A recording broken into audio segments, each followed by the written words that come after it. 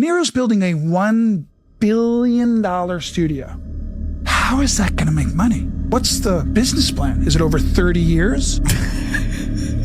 That's my question. De Niro's 81, isn't he? Like, what? How old is De Niro? But that's what I'm saying.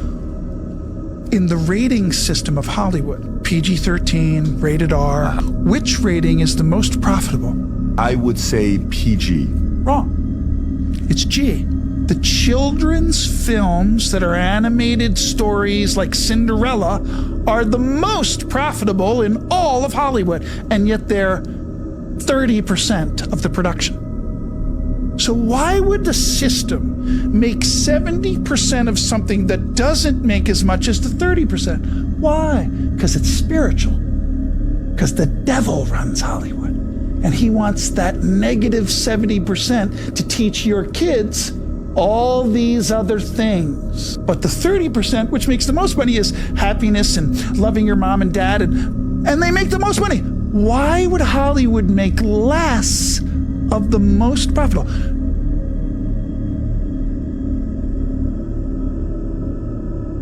Some people in Northern Europe were surprised when they found a very strange rock. I don't know what kind of stone it is, but its color is very similar to flesh and blood. Legend has it that it is the flesh of petrified giants. Because it was not suitable to exist in the New Age, God destroyed them, and they turned to stone. These rocks look nothing more than chunks of meat. Not only that, people also discovered rocks with strange shapes, such as human faces and bodies. The mountains look like human muscles. Do you believe there are giants turned to stone in the world?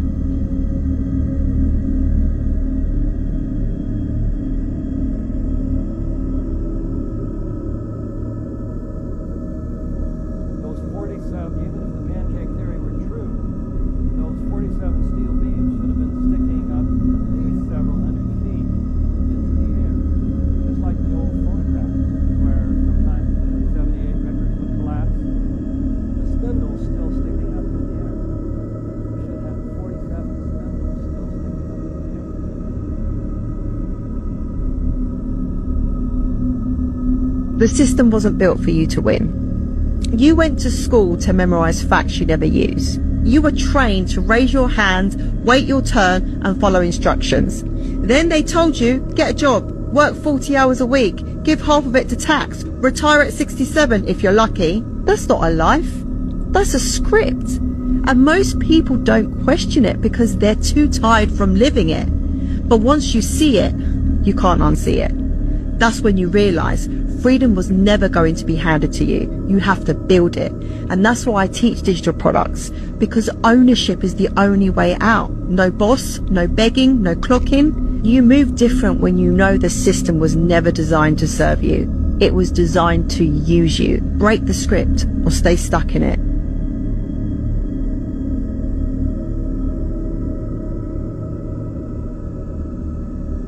They're hiding the true answer to this question from us. Look at these images. Can you figure out why Himalayan salt looks like flesh? I'll give you a hint. We are living on the remains of a much larger past. It's believed that giants once roamed the earth. The Book of Enoch speaks of a species called the Nephilim, giants born from the union of fallen angels and human women. These beings were enormous, powerful, and possessed knowledge far beyond human capabilities. Many structures and details today can be attributed to these giants. Think about the massive doorways, stumps from enormous trees, and giant skeletons that have been found. But it gets even deeper. Tartaria was known for its monumental architecture and technological prowess. Could the Nephilim have been a part of this empire? Their immense strength and knowledge could explain how such grand structures were built. But there's even more. The Bible mentions that God was furious at the chaos the Nephilim had caused, and he sent a great flood to cleanse the earth. This cataclysmic event buried these giants, and all we are left with today are their petrified remains. This brings us to another question. Could geology just be hardened biology?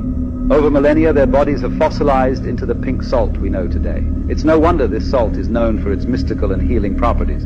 What if it holds the essence of these powerful beings?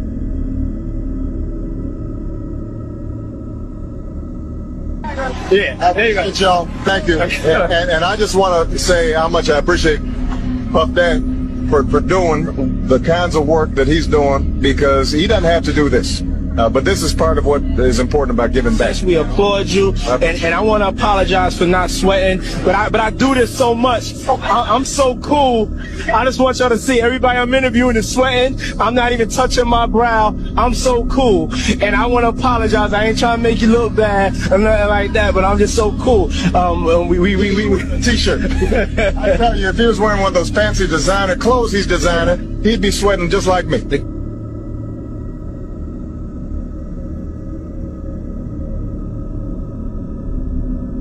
This is extremely creepy if you've never seen it before, and frankly, even if you have. In a moment, this is going to start cycling through a bunch of unaltered celebrity photos, but you're going to keep your eyes focused right here in the very middle on this cross. Again, this only works if you keep your eyes focused on the middle at the cross. And what will happen is you will start to see strange distortions on these faces in your peripheral vision. They will start to look monstrous, or they will look like cartoonish caricatures with features that are exaggerated, with big eyes or big jaws or big mouths. Some of you think this is a trick and that these images are distorted, but if you go back and watch it again, you will see they are only distorted in your peripheral vision. If you stop and look at the individual images, they're normal. That is called the flashed face distortion effect, and we actually don't know how it works. The video was made by Tianjin Cognitive Labs and it went viral a long time ago. Like, obviously it has something to do with the fact that your peripheral vision is imperfect and your brain is trying to fill in details. And they've done follow-up experiments showing that it doesn't just work with faces. But as for why the brain processes these faces as cartoonish and distorted versus just making them blurry, to this day nobody's really sure.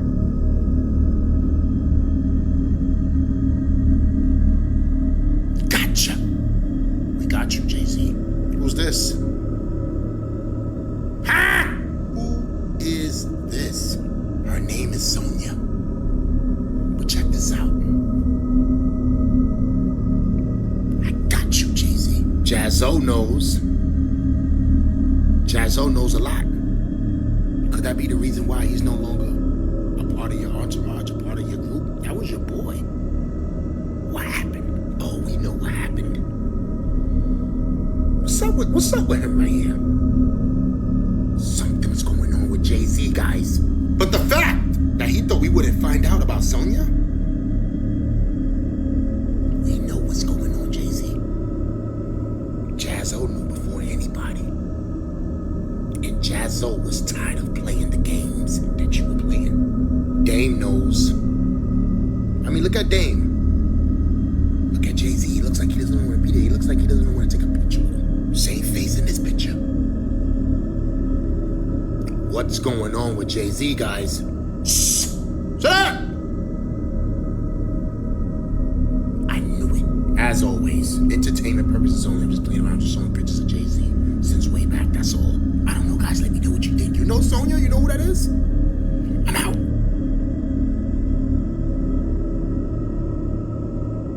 I've heard stories about the MIB and, especially in Hollywood. So is there any truth to that? The MIB, the Men in Black, is probably one of the most controversial subjects within the UFO community. There's so many stories about the Men in Black and what they did. And these stories go back to the 1950s and in some even earlier than that. 1949, there was supposedly an incident where Men in Black visited a rancher who claimed to have seen something in the desert. But over the years, these stories have somewhat been distorted, but there is truth to it. Well, who are the real Men in Black? I mean, do they have like a Men in Black badge when they come up? The real Men in Black, they work for the Air Force Special Operations Group out of Fort Belvoir, and they are the real Men in Black. These are special intelligence officers, specially trained. In fact, there's a special unit within the Air Force Intelligence Service. It's called Section K, and these men sheep-dipped. They don't have to follow the military protocols, the dress and grooming standards, and they can operate more freely outside the military channels. Say an extraterrestrial vehicle crashed on my property. And the extraterrestrial came out and gave me, you know, some artifact. And I took it inside. You know, that's my property. This is one of my buddies. He gave me a gift. We would make your area a national defense zone, meaning everything within that zone is under military jurisdiction. It's almost like martial law. It's almost like declaring martial law for that particular area. And then now the military can come in and take what we want to take or investigate what we want to take on your property. And there's a lot of images online that, you know, claim to have caught like the MIB in the background. What could you know, tell us about that? Well, they wore disguises, and some of their missions might involve intimidating by posing as maybe extraterrestrials.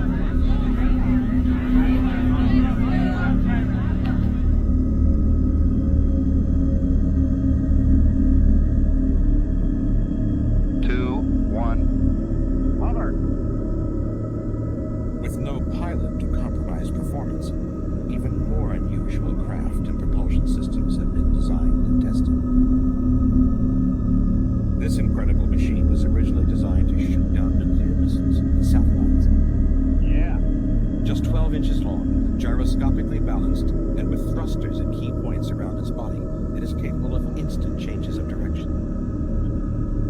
Hover. Hover tracking.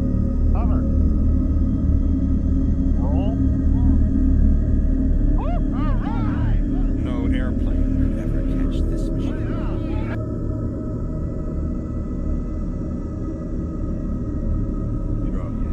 Fucking War of the World shit right here, mate.